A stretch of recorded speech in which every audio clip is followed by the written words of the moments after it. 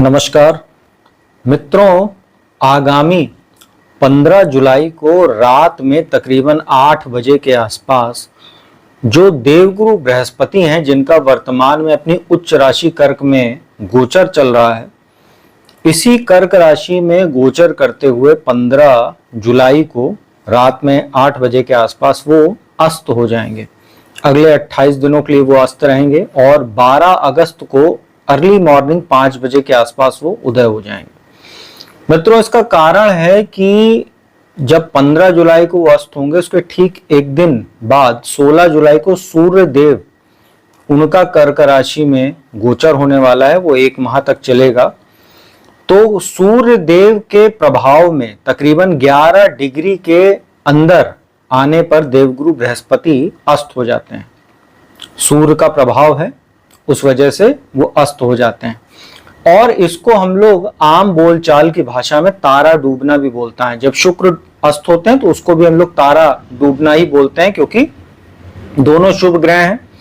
इनके अस्त होने पर जो शुभ कार्य होते हैं वो वर्जित हो जाते हैं। जैसे बृहस्पति अभी अस्त होंगे तो तमाम प्रकार के जो शुभ कार्य हैं वो वर्जित हो जाएंगे। वैसे भी जब सूर्य कर्क राशि में प्रवेश करते हैं तो चातुर्मास की शुरुआत हो जाती है, जिसमें किसी प्रकार के शुभ कार्य वैसे भी नहीं किए जाते हैं। लेकिन इसमें एक बात आपको बता दी जाती है कि जो कार्य पहले से चल रहे हैं उसमें कोई समस्या नहीं होती उसको करने में, या जो पहले से निश्चित हैं उसको भी करने में कोई गुरेज नहीं, बस आप मुहूर्त वगैरह देख सकते हैं। लेकिन कोई नया कार्य नहीं प्रारंभ किया जाता।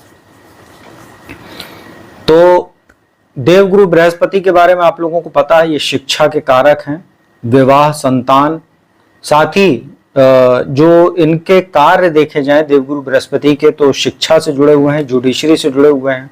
जिनकी कुंडली में बृहस्पति अच्छे होते हैं वो टीचर बनते हैं, प्रोफेसर बनते हैं, ज्योतिष बनते हैं, किसी मठ के मठाधीश बनते हैं, कर्मकांडी बनते हैं, प्रवचन बहुत अच्छा ऐसे लोग करते हैं। ऐसे जो धार्मिक जो पद होते हैं उसमें उच्च पद पर वो आसीन होते हैं, जैसे महामंडलेश्वर वगैरह तक बनते हैं। साथ ही वक्ता बहुत अच्छे होते हैं ऐसे लोग। तो देवगुरु बृहस्पति जो हैं वो पूरे शुभता के कारक ग्रह होते हैं। अगर काल पुरुष की कुंडली में देखें तो जो नवम भाव होता है, भाग्य स्थान, उसको रिप्रेजेंट करते हैं, तो बृहस्पति भाग्य होते हैं। वहीं 12वें भाव को भी रिप्रेजेंट करते हैं, जो धर्म, आध्यात्म, मोक्ष, संन्यास, इन सब चीज का कारक ग्रह होता है। तो बृहस्पति का जो अस्त होना होता है ये शुभता में कमी करता है, भाग्य में हानि करता है, स्वास्थ्य संबंधित चीजों में भी समस्या पैदा करता है, क्योंकि शरीर में हमारे वो लीवर और डाइजेस्टिव सिस्टम के कारक ग्रह होते हैं। तो जिनकी कुंडली में भी वैसे भी बृहस्पति कमजोर होते हैं तो उनको कहीं ना कहीं लीवर संबंधित, पाचन संबंधित समस्या अक्सर देखने को मिलती है। वहीं देवगुरु बृहस्पति की बात करें तो ये जो इनका अस्तकाल चलेगा, जैसा मैंने बताया 15 जुलाई से शुरू होगा और 12 अगस्त तक चलेगा। तो इसका क्या प्रभाव पड़ने वाला है सभी 12 राशियों पर, उसी की जानकारी मैं आपको वीडियो के माध्यम से दूंगा, अलग अलग पार्ट्स के माध्यम से। आज ये वीडियो का पार्ट 1 है। इस अस्त अवस्था जो बृहस्पति की रहेगी इससे संबंधित 4 वीडियो रहेगी, जिसमें हर वीडियो में आपको 3-3 राशियों की जानकारी मैं दूंगा। आज पार्ट 1 में मैं शुरुआत की जो 3 राशियां हैं, मेष राशि, वृषभ राशि और मिथुन राशि की जानकारी दूंगा। मित्रों, देवगुरु बृहस्पति इस समय कर्क राशि में गोचर कर रहे हैं, जो उनकी उच्च राशि है। 5 डिग्री तक ये परम उच्च होते हैं कर्क राशि में। यहां पर इस समय 4 राशियों में हंस नाम का महापुरुष राजयोग भी बना है, जिसमें से एक मेष राशि भी है। उनके चतुर्थ भाव में भी गोचर चल रहा है। तो मेष राशि के संबंध में अगर मैं बात करूं तो बृहस्पति आपके लिए बहुत ही की प्लैनेट होते हैं, क्योंकि भाग्य स्थान को रिप्रेजेंट करते हैं, 12वें के भी कारक होते हैं। और इस समय जब उनका गोचर चल रहा है कर्क राशि में, तो उनकी जो 9वीं और सबसे शुभ दृष्टि है और अपनी स्वयं की राशि मीन राशि पर शनि पर दृष्टि है। तो इस समय जो शनि की निगेटिविटी थी उसको कहीं ना कहीं काफी हद तक बृहस्पति जो है काबू में किए हुए थे। और मेष राशि वालों को पता होगा आपके ऊपर 7.5 का प्रथम चरण भी चल रहा है, 12वें भाव में शनि का गोचर चल रहा है, जिससे तमाम प्रकार की चुनौतियां आपके जीवन में इस समय बनी हुई हैं। तो बृहस्पति जब अभी उच्च राशि में वो प्रवेश किए थे तो काफी हद तक उसको कंट्रोल किए हुए थे। लेकिन यहाँ वो अस्त हो जाएंगे तो जाहिर तौर पर उनके प्रभाव में कमी होगी, तो यहाँ पर शनि का प्रभाव बढ़ जाएगा। और शनि अभी 27 जुलाई को अगले 138 दिनों के लिए वक्री भी होने वाले हैं, तो आपको वैसे भी थोड़ा सा अलर्ट मोड में आ जाना चाहिए। हालांकि बहुत ज्यादा आपको इस समय चिंतित होने की आवश्यकता नहीं, कोई बहुत ज्यादा समय अवधि के लिए नहीं है, सिर्फ 28 दिनों के लिए ये अस्तकाल रहेगा बृहस्पति का, 15 जुलाई से और 12 अगस्त तक। उसके बाद वो पुनः उच्च राशि में आकर और 31 अक्टूबर तक इसी में रहेंगे। उसके बाद उनको सिंह राशि में जाना है अतिचारी होते हुए। तो जो मेष राशि के जातक है चतुर्थ भाव में अभी हैं और यहाँ पर हंस नाम का महापुरुष राजयोग बना हुआ है। 15 जुलाई तक अभी आपके लिए रात में 8 बजे तक स्थितियां ठीक है, उसके बाद वो अस्त होंगे। तो 4th हाउस जैसा आपको पता है माता का, जनता का, भूमि भवन वाहन का ये भाव होता है। बृहस्पति आपके लिए जैसा मैंने बताया भाग्य स्थान के स्वामी होते हैं, 12वें के स्वामी होते हैं। चतुर्थ भाव में बैठ के आपके अष्टम भाव, दशम भाव और 12वें भाव पर वो दृष्टि डाल रहे हैं और 12वें भाव में शनि पर भी उनकी दृष्टि है।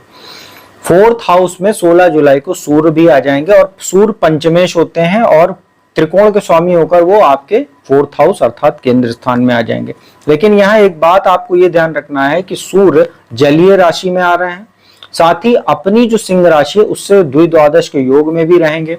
तो यहाँ पर सूर्य भी कहीं ना कहीं आपके लिए चुनौती पैदा कर रहा है। और 4th हाउस में जो सूर्य का गोचर होता है वो माता के स्वास्थ्य को लेकर चिंता पैदा कर सकता है, आपको हेल्थ इश्यू हो सकती है, मानसिक तनाव हो सकता है, हार्ट संबंधित आपको समस्या देखने को मिल सकती है।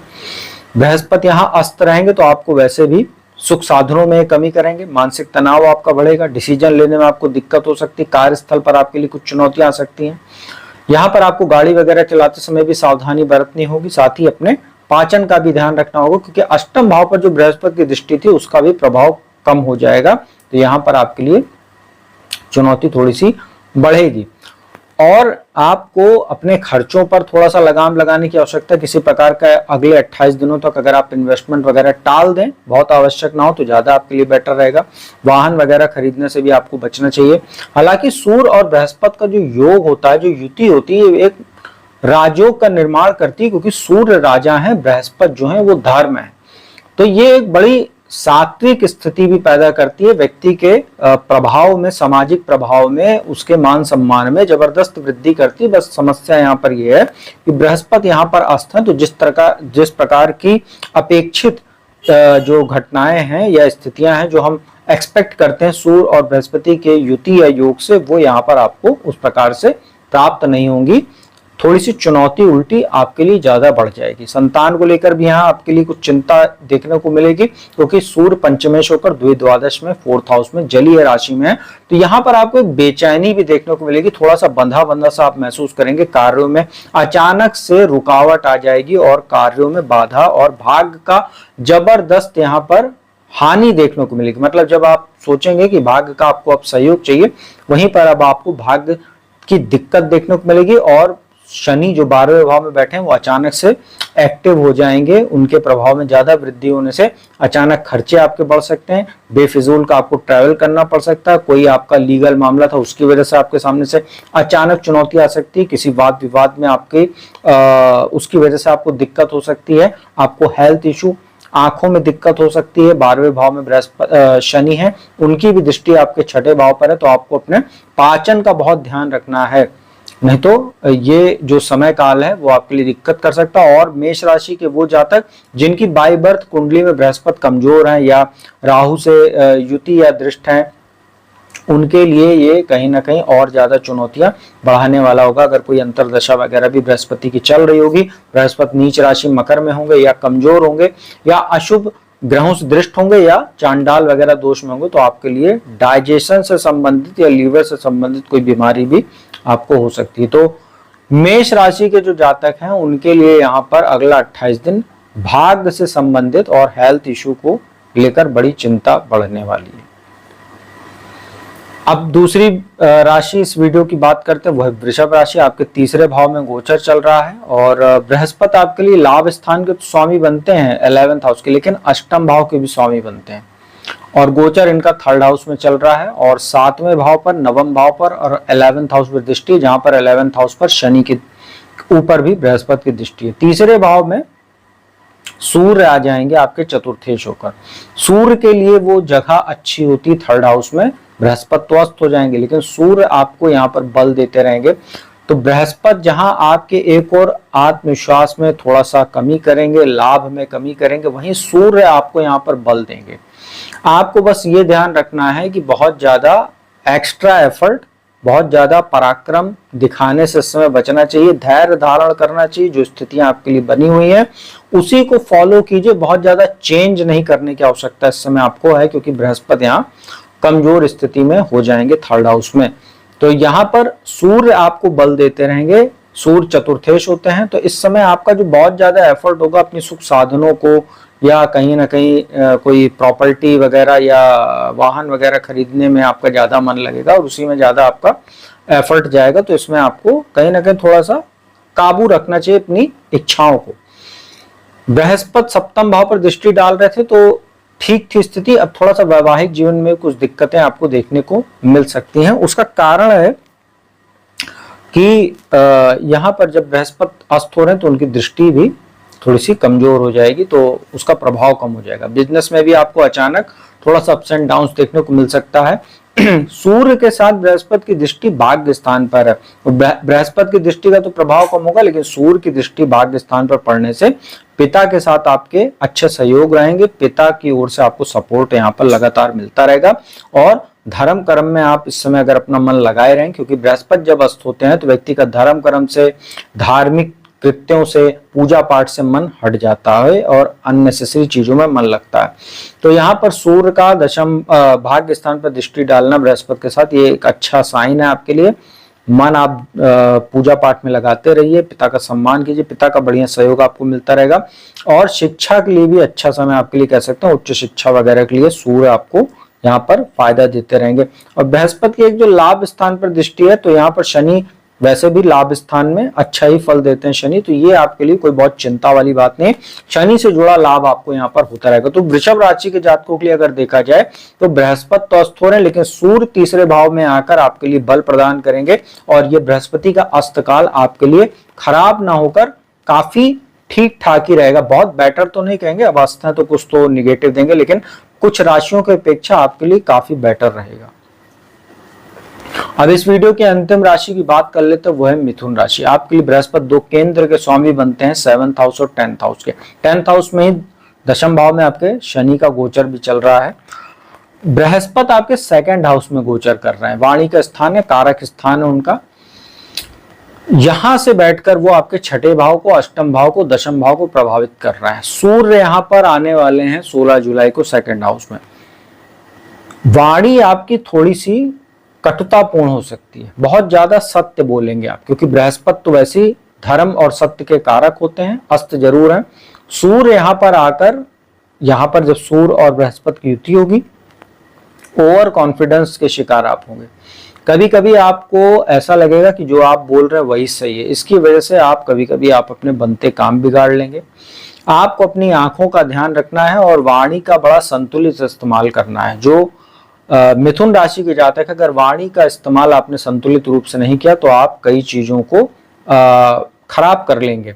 वैवाहिक जीवन में दिक्कत पैदा हो सकती है, क्योंकि सप्तमेश भी होते हैं, और कार्यस्थल पर भी आप अपने लिए चुनौतियां पैदा कर लेंगे, क्योंकि बृहस्पति की दृष्टि शनि पर इस समय कमजोर हो जाएगी। तो शनि यहाँ एक्टिव हो जाएंगे। हालांकि शनि जो है वो दशम भाव में काल पुरुष के हिसाब से अपने भाव में। तो जो लोग मिथुन राशि के जातक, अभी भी जो लोग राजनीति के फील्ड से जुड़े हुए, शनि से जुड़ा काम करते हैं, उनके लिए काफी अच्छा अभी भी समय, क्योंकि शनि आपके भाग्येश भी होते हैं दशम भाव में।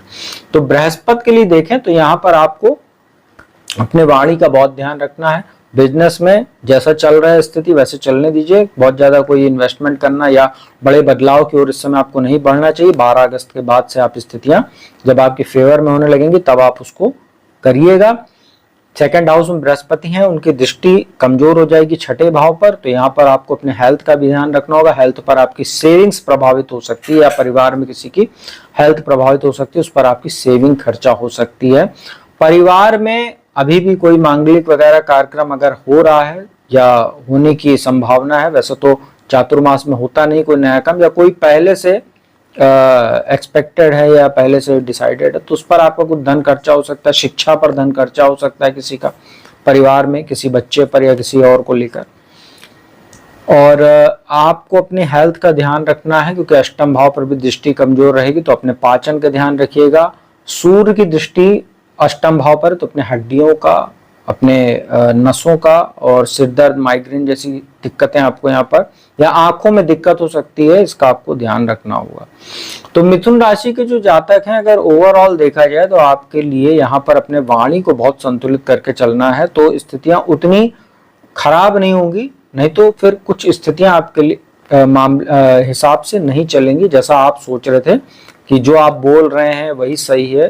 तो यहाँ पर आपको अपने अहम को, ईगो को साइड रखना है, विनम्र रहना है, और बोलते समय सोच विचार कर सामने वाले से कितना, कब और क्या बोलना है, इसका ध्यान रखकर आप बात करिए, तो आपके लिए स्थितियां बेटर रहेंगी।